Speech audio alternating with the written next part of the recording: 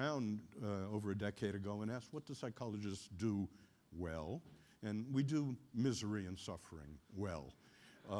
And what don't we do at all? We don't ask what makes life worth living, and can there be a science of the positive side of life? So my mission for the last 12 years has been to shepherd the science, the funding, the practice, the possibility that there could be a rigorous science and a useful practice of what makes life worth living.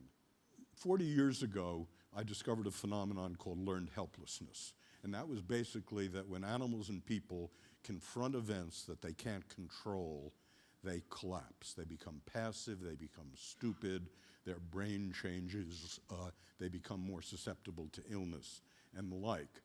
But what no one ever pointed out is when I brought people and animals to my laboratory and I gave them unsolvable problems, inescapable noise, only about 2/3 of them became helpless. 1/3 I could not make helpless. So I asked the question, what was it about the third of you who, even though you face adversity, allows you to bounce back and not become helpless?